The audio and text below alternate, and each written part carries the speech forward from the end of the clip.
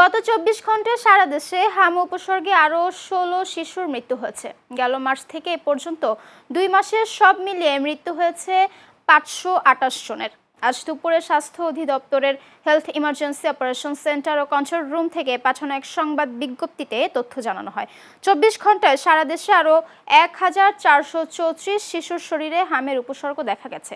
এছাড়া একদিনে সন্দেহজনক হাম রোগীর সংখ্যা ১,৩০৬ জন এবং গত ১৫ মার্চ থেকে ২৪ মে পর্যন্ত সন্দেহজনক হাম রোগীর সংখ্যা ৬৩,৮১৩ জনে পৌঁছেছে।